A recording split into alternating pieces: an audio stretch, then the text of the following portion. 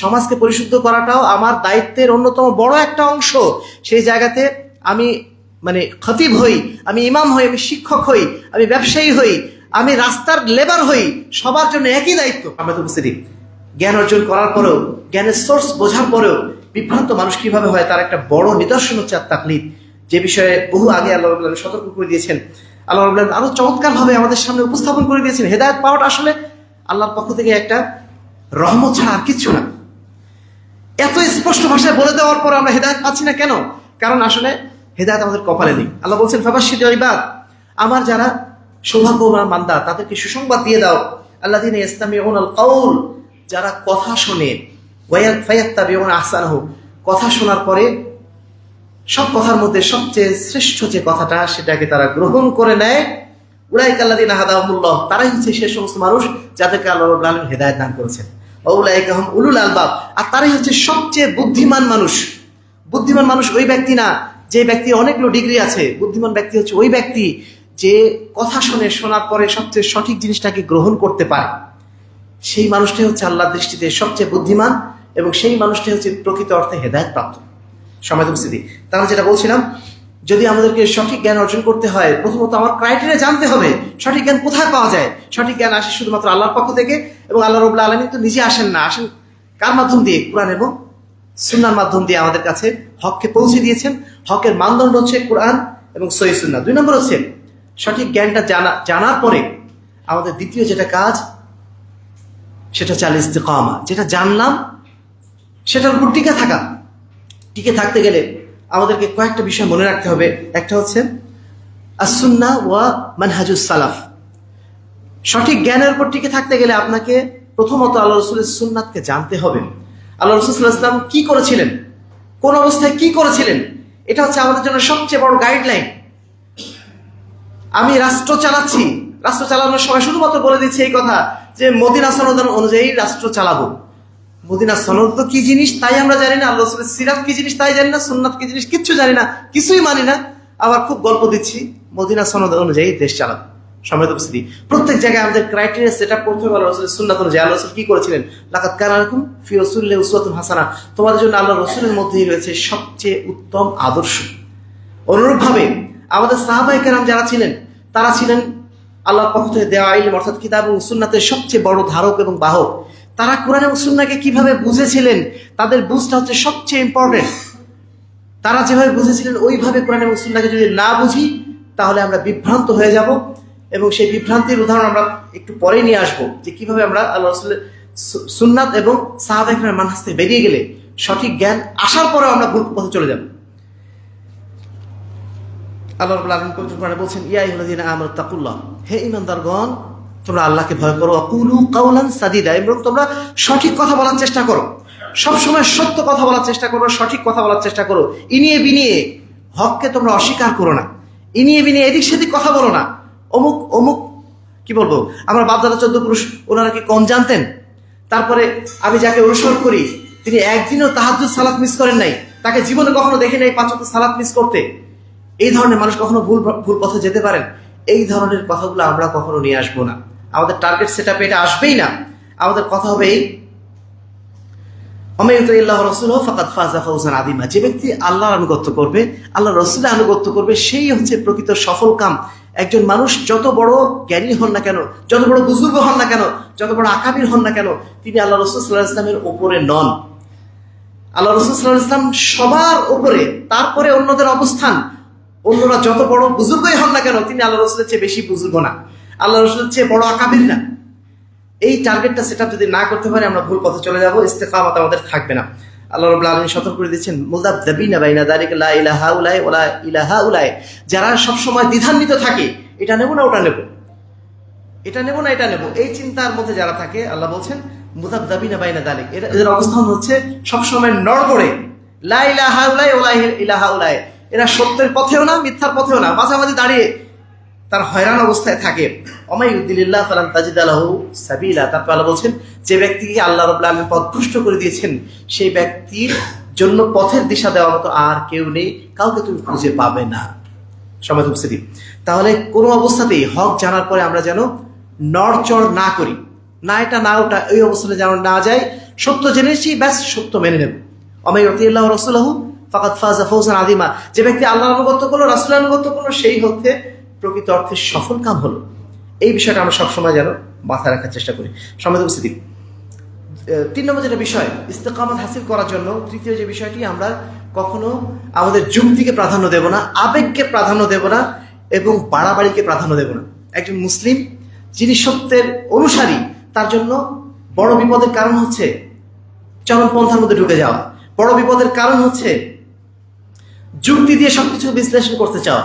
বড় বিপদের কারণ হচ্ছে আবেগ দিয়ে কোনো কিছুকে বিচার বিশ্লেষণ করতে যাওয়া। আজকের দুনিয়াতে হক পাওয়ার পরেও, সত্য পাওয়ার পরেও, 5 ওয়াক্ত সালাত আদায় করার পরেও বিভ্রান্তি যে নিশানাগুলো আমরা দেখি, মূলত এই 3টা কারণ। আজকে আমাদের মধ্যে একদল মানুষকে আমরা দেখি আহলুল হাদিস হয়ে গেছেন, তারপরেও তাদের মধ্যে আমরা দেখতে পাচ্ছি অনেকে হয়ে যাচ্ছেন মুনকিরিনে হাদিস, হাদিস অস্বীকারী। তাদের মধ্যে হঠাৎ যুক্তি ঢুকছে যে আল্লাহ রাব্বুল আলামিনের পক্ষ থেকে শুধু কোরআনে এসেছে, হাদিস মানার কি প্রয়োজন? কোরআন মানলেই যে যথেষ্ট। কোরআনে আল্লাহ বলে দিয়েছেন, কোরআনে আল্লাহ রাব্বুল আলামিন সবকিছু বর্ণনা দিয়ে দিয়েছেন, তাহলে হাদিস কেন মানব? এই যে যুক্তি, এই যুক্তি বহু মানুষকে ভুল পথে নিয়ে চলে গেল। আমাদের মধ্যে একদল মানুষকে আমরা দেখলাম যে হঠাৎ করে তারা দাজ্জালের ফিতনায় চলে গেলেন, ইমাম মাহদির ফিতনায় চলে গেলেন। আহলুল হাদিস তারা, আহলুল হাদিস হওয়ার পরেও তাদের মধ্যে মনে হলো যে না, এখন আমাদের মধ্যে জিহাদ করা দরকার, জিহাদ হচ্ছে না, এই জন্য সমাজ বিশৃঙ্খল হয়ে আছে, এই সমাজকে ঠিক করতে গেলে ইমাম মাহদির প্রয়োজন। আরো কত কি চিন্তা করে তারা ইমাম মাহদির পিছনে ছুটলেন, দাজ্জালের পিছনে ছুটলেন, কবে কিয়ামত হবে, এই সমস্ত চিন্তা চেতনা তাদেরকে এখনকার দুনিয়া যে কর্তব্য, সেই কর্তব্য থেকে তাদেরকে দূরে ঠেলে দিল। একটা সময় আপনারা জানেন, আমাদের মধ্যে কিছু কিছু ভাইয়ের সবসময় আগ্রহ ছিল 2026 সালে বোধহয় ইমাম মাহদি চলে আসবে, 2027 সালে বোধহয় আসবে, অথবা আরো আগে, আরো পরে। ওইটা নিয়ে তাদের সারাদিন বিশ্লেষণ, খোরাসানের কালো ঘোড়া কবে আসবে, কোথায় কি, মানে কি বলবো আর, এই সমস্ত বিষয়গুলো আপনারা সবাই জানেন। এই যে বিষয়গুলো আসছে কেন? আল আতিফিয়া, আবেগের জায়গা থেকে। আল্লাহ রাসূল সাল্লাল্লাহু আলাইহি ওয়াসাল্লামের যুগেও এই ধরনের কিছু আবেগী মানুষ ছিল, যারা আল্লাহ রাসূলকে জিজ্ঞেস করতো, হে আল্লাহ রাসূল, মাতা সা, কবে কিয়ামত আসবে, কবে দাজ্জাল? এই সমস্ত বিষয় যখন প্রশ্ন করতো, আল্লাহ রাসূল সাল্লাল্লাহু আলাইহি ওয়াসাল্লাম তাদেরকে এই প্রশ্নের জবাব এভাবে না দিয়ে বলতেন যে মাদা আদাত্তা লাহু, কিয়ামত হবে কবে এটা জানা তোমার তো প্রয়োজন নেই। মাদা আদাত্তা লাহু, তুমি তোমার কিয়ামতের জন্য কি প্রস্তুতি নিয়েছো, এইটা তোমার জানার বিষয়। কিয়ামত যখন আসে এমনি আসবে, কিয়ামতের জন্য তোমার প্রস্তুতি কি আছে? একটা জয়ীফ হাদিস যদিও বলা হচ্ছে ওখানে যে ইদা মাতাল ইনসান কামাত কিয়ামাতুহু, যখন মানুষ মারা যায় তখন থেকে তো তার কিয়ামত শুরু হয়ে যায়। আপনি যখন মারা যাবেন তখন থেকে তো কিয়ামত শুরু। আপনি হয়তো কালকেও মারা যেতে পারেন, আজকেও মারা যেতে পারেন, আপনার কিয়ামত আজকে থেকে শুরু। তাহলে আপনি কিয়ামতের জন্য এত অপেক্ষা করছেন কেন? ইমাম মাহদির জন্য অপেক্ষা করে আপনার লাভটা কি?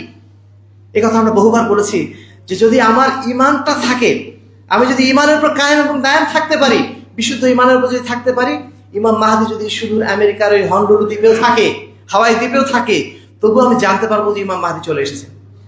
আর যদি আমার ইমানের মধ্যে গড়বড় থাকে, আমি যদি শিরক মিশ্রিত ইমান নিয়ে চলাফেরা করি, ইমাম মাহদি যদি এখানে এসে আজকে ইমামতি করে আর খুতবা দেয়, তবুও আমি তাকে চিনতে পারবো না।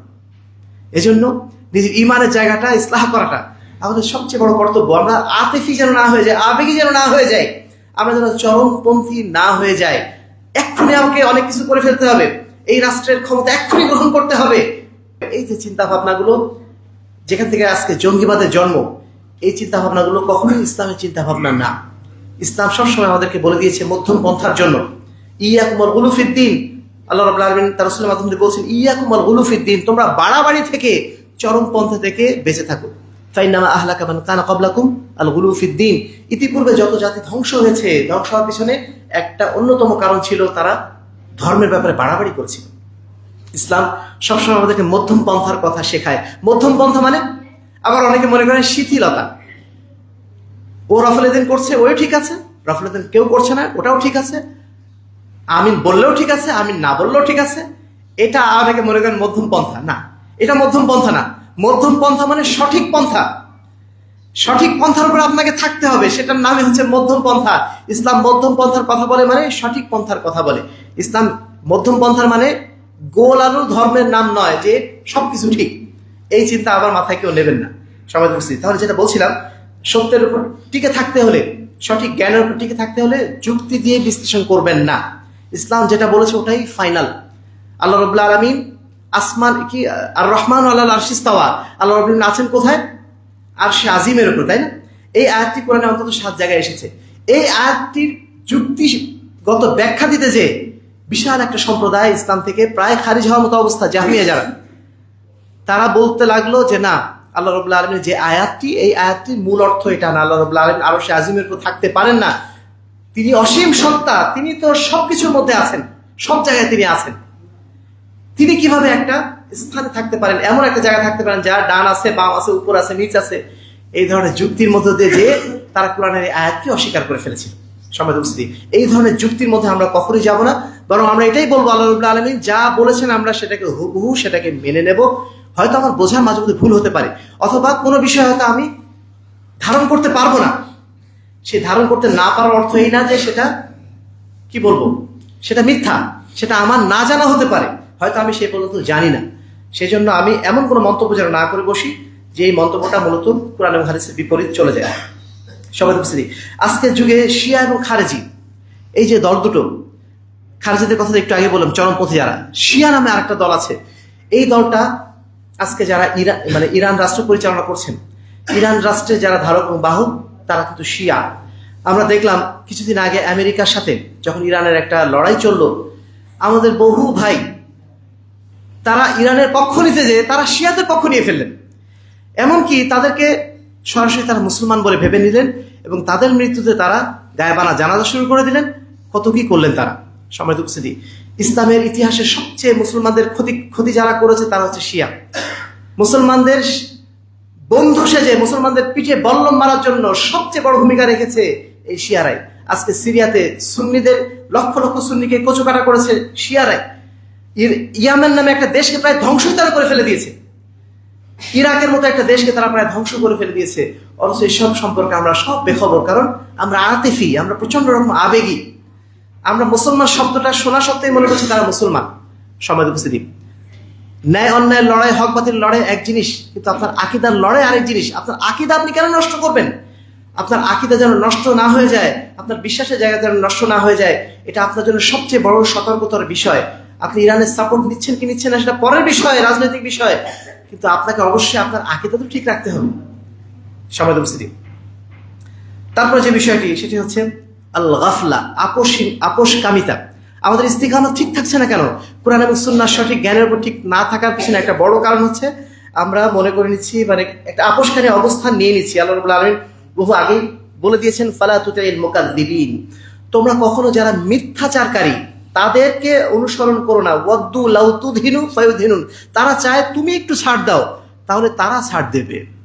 সম্মানিত উপস্থিতি, আজকে যারা গণতন্ত্রের পক্ষে কথা বলেন, ধর্মনিরপেক্ষতাবাদের কথা বলেন, ইসলাম বাদ দিয়ে অন্য যে কোনো মতবাদের কথা যারা বলেন, তারা আসলে কি মিথ্যাচারী, তাই না? তারা আসলে মিথ্যার পিছনে দৌড়াচ্ছেন। এই মিথ্যাচারীদের যতই রৌনক সমৃদ্ধ কথা হোক না কেন, যতই চাকচিক্যপূর্ণ কথা হোক না কেন, সেই কথাকে আমরা শুনবো কখনো শুনবো না, কখনো অনুসরণ করবো না। এই আয়াতের ভাষ্য এটাই।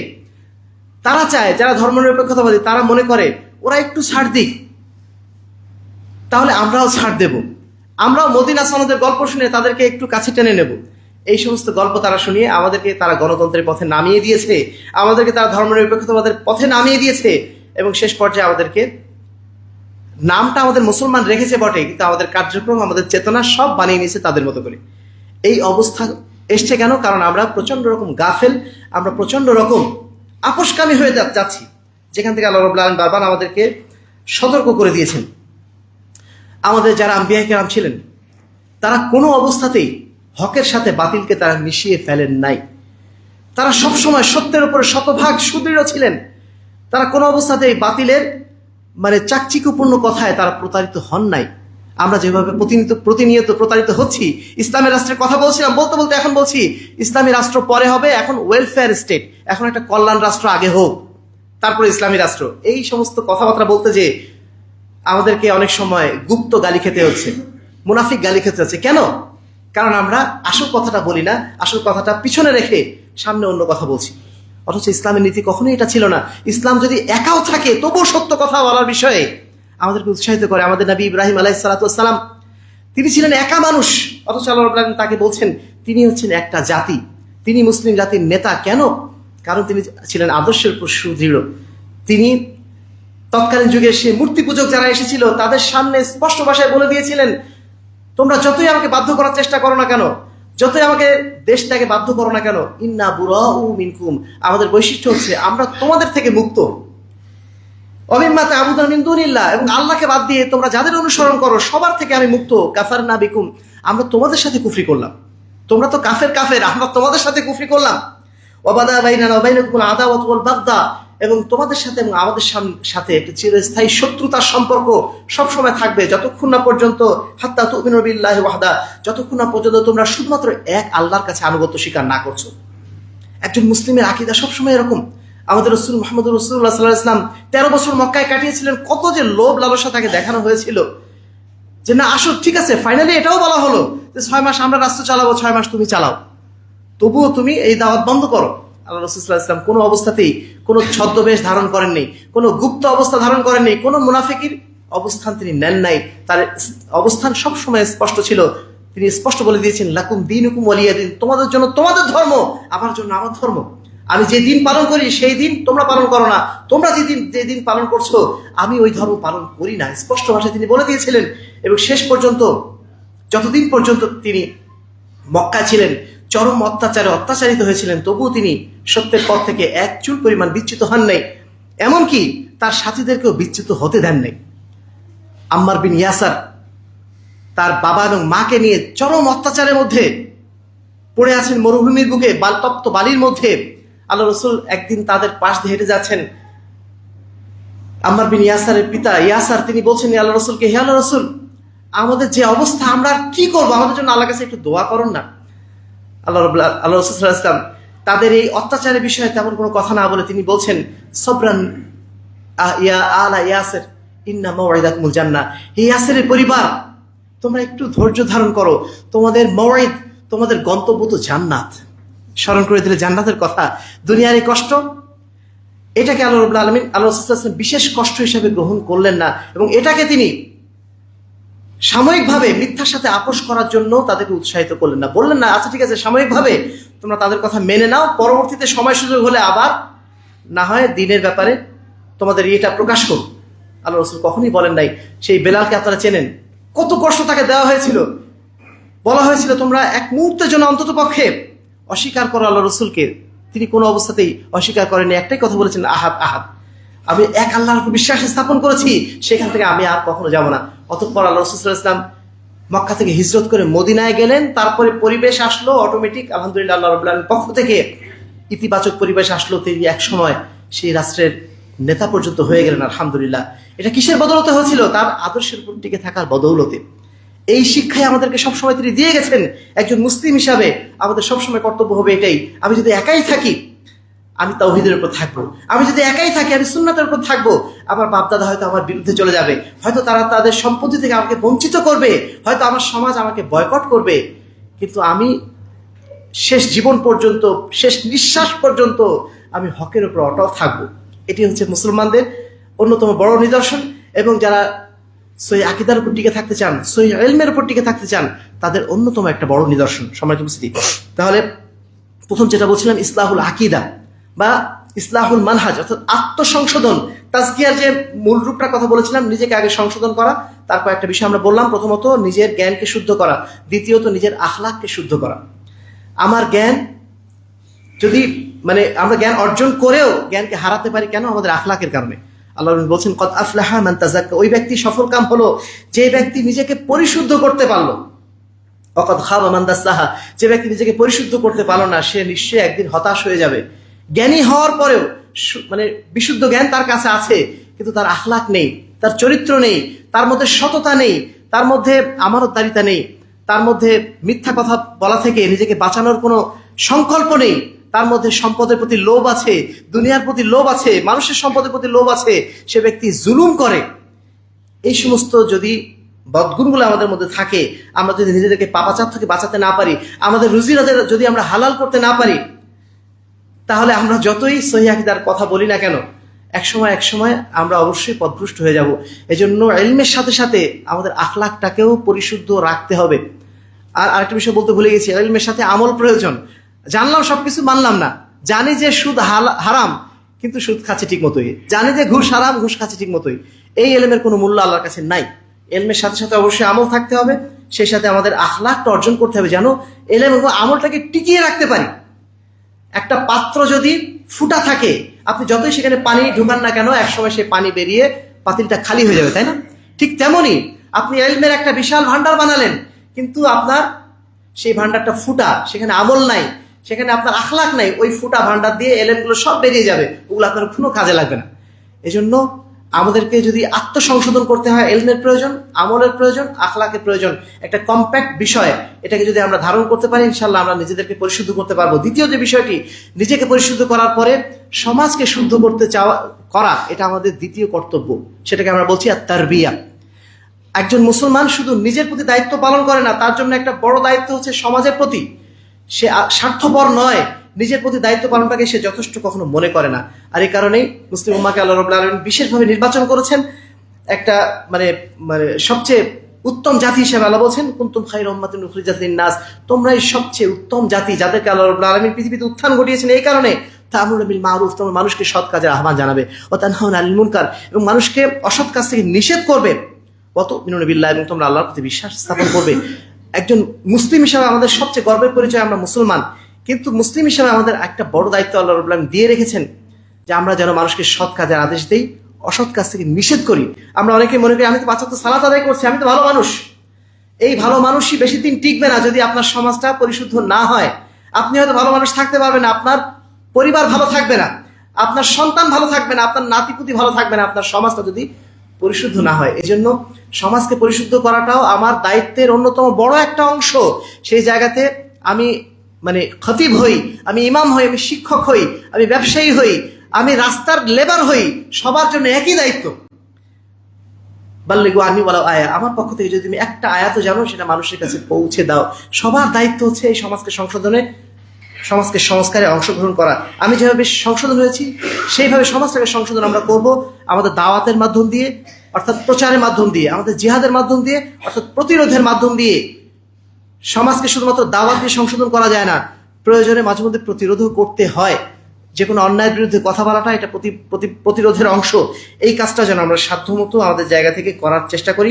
তৃতীয়ত, আমরা যে সমাজ সংস্কারের প্রচেষ্টা চালাবো, এই সমাজ সংস্কারের প্রচেষ্টা চালাতে গেলে আমাদেরকে অবশ্যই নিজেদেরকে যেমন মিসাল হতে হবে, সমাজের বুকে আদর্শ হতে হবে, এবং সেই সাথে সাথে আদর্শ নেতৃত্ব তৈরির চেষ্টা করতে হবে। সেই সাথে আমাদেরকে সংঘবদ্ধভাবে দাওয়াতি কাজ চালাতে হবে। এই বিষয়ে আল্লাহ রাব্বুল আলামিন বহু আয়াতে বলেছেন, বহু হাদিস আল্লাহ রাসূল সাল্লাল্লাহু আলাইহি ওয়াসাল্লামের পক্ষ থেকে এসেছে। তবে সময় যেহেতু কম, আমি ওইদিকে যাচ্ছি না। একটা কথাই শুধুমাত্র বলবো, আল্লাহ রাসূল সাল্লাল্লাহু আলাইহি ওয়াসাল্লাম হুযায়ফা ইবনুল ইয়ামানকে যে বিষয়টি বলেছিলেন, সেটা অত্যন্ত গুরুত্বপূর্ণ। হুযায়ফা ইবনুল ইয়ামান আল্লাহ রাসূলকে জিজ্ঞেস করতেন সবসময় যে সমাজের নাজুক অবস্থায় আমরা কি করব, সমাজ যখন বিভ্রান্তির মধ্যে পড়ে যাবে, সমাজ যখন ভুল পথে যাবে, তখন আমরা কি করব। এই ধরনের প্রশ্নগুলো তিনি সবসময় করতেন। একদিন তিনি তাকে জিজ্ঞেস করলেন, হে আল্লাহর রাসূল, এমন একটা সময় আসবে আমাদের মধ্যে নেতৃত্ব নাই, আমাদের মধ্যে অনুসরণের কোনো দল নাই। এই অবস্থায় আমরা কি করব, কিভাবে আমরা হকের উপর টিকে থাকবো? আল্লাহ রাসূল সেই সময় কিন্তু বলেন নাই তুমি কোরআনের উপর টিকে থাকো, হাদিসের উপর টিকে থাকো। তিনি কি বললেন? তালজাম জামাআত আল মুসলিমিন ওয়া ইমামাহুম। ওই সময় তুমি সাধ্যমতো চেষ্টা করো মুসলমানদের মধ্যে জামাত কোনটা আছে, মুসলিম জামাত, এবং তাদের ইমাম কারা আছে, তাদেরকে তুমি অনুসরণ করার চেষ্টা করো। তার কারণ এই সমাজ একা একা বাঁচা যায় না। বারবার বলেছি এটা আমরা, সমাজকে নিয়ে, অর্থাৎ সমাজে একটা জামাত থাকা লাগে। সমাজে সেই জামাত যতদিন থাকবে, সেই জামাতের সাথে থাকাটা এটা আমাদের জন্য কর্তব্য। আল জামাতুর রাহমাতুন ওয়াল ফুরকাতু আযাবুন, জামাতবদ্ধ জীবন হচ্ছে রহমতের জীবন, এবং বিচ্ছিন্ন জীবন হচ্ছে আযাবের জীবন। একজন মুসলিম কখনো বিচ্ছিন্ন জীবন যাপন করে না, সে সাধ্যমতো চেষ্টা করে জামাতবদ্ধ জীবন যাপন করার জন্য। এমনকি 3 জন হলো, ইদা কানা আহাদুকুম ফি সাফারিন ফালিউআম্মির, ইদা কানা সালাসাতুন ফি সাফারিন ফালিউআম্মিরু আহাদাহুম। যদি তোমাদের মাঝে মাত্র 3 জন মানুষও থাকে, তোমরা সফরে গেছো, এই অবস্থায় 3 জন আছো, ওই অবস্থাতেও তোমরা 3 জনের মধ্যে একজনকে নেতা বানিয়ে নাও। কেন? কারণ একটা মুসলিম সমাজ হবে সুশৃঙ্খল সমাজ, বিশৃঙ্খল সমাজ হবে না, যে যার মতো চলবে। এর নাম কোনো আদর্শ সমাজ না।